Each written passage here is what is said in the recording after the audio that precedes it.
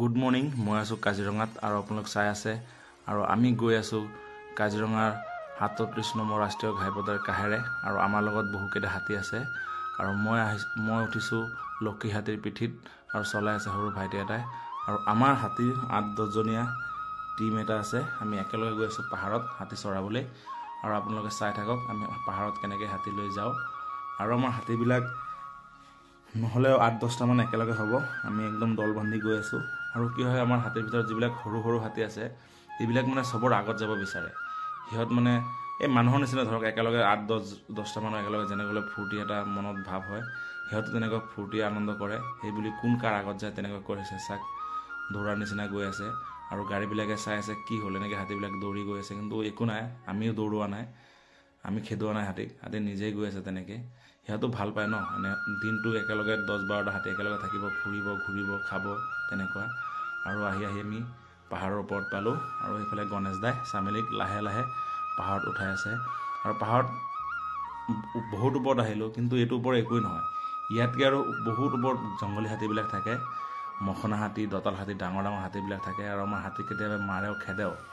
আৰু এয়া হ'ল লক্ষী আৰু সিফালে হ'ল কাঞ্চী আৰু কাঞ্চীক আমি পাহাৰৰ ওপৰলৈ নিনিওঁ, কিয় কাঞ্চী প্ৰেগনেণ্ট হয় ন, সেইকাৰণে তাক নিয়া নহয় আৰু লক্ষীক তাৰ লগতে ৰখা হয়। লক্ষীয়ে তাক চাই চিতি ৰাখে আৰু এয়া হৈছে কাৰ্বি পাহাৰ। আমি কাৰ্বি পাহাৰ একদম টপত আছোঁ আৰু লগত আছে গণেশ দা আৰু গৌৰৱ।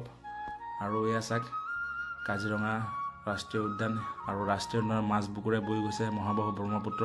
চাক কিমান ধুনীয়া এটা মনোমোহা কাজিৰঙাৰ পৰিৱেশ আৰু আমি পাহাৰৰ একদম টপত আছোঁ হাতী লৈ আৰু আমাৰ চামেলি এইফালে গণেশ দাই লাহে লাহে তললৈ নমাই আছে আৰু চামেলি খোৱাতেই ব্যস্ত। দিনটো খালে পাত কিবা কিবি খাই পেট ভৰ্তি কৰি দিলে আৰু এতিয়া লাহে লাহে আৰু তাক তললৈ লৈ যাম।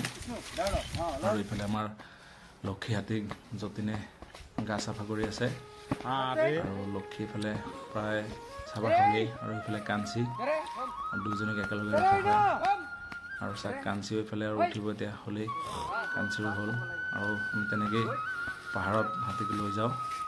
আৰু চাওক পাহাৰত যিকোনো সময়ত যিকোনো জীৱ জন্তু আহিব পাৰে। মোক এবাৰ ভালুকে খেদিছিলে, মই গছৰ ওপৰত উঠিছোঁ, উপায় নাই আৰু তেনেকৈ আমি বাঘো দেখা পাওঁ, গাহৰি, নল গাহৰি চবেই দেখা পাওঁ পাহাৰত।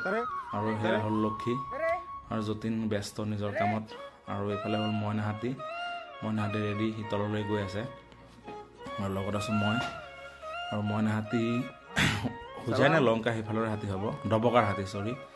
আৰু মইনা হাতীজনীও বহুত ওখ বাখ হাতী আৰু আমি দিনটো ইয়াতে খানা চানা খালোঁ, ইয়াতে বহিলোঁ আৰু খানা মানে বাঁহৰ চুঙাত ভাত বনালোঁ, ব্ৰইলাৰ মুৰ্গী বাঁহৰ চুঙাত বনালোঁ আৰু আমাৰ মাহঁতবিলাকে ধুনীয়াকৈ বনাব পাৰে, সিহঁতো এটা চেফতকৈ কম নহয়, ধুনীয়া কুকমেন হয়।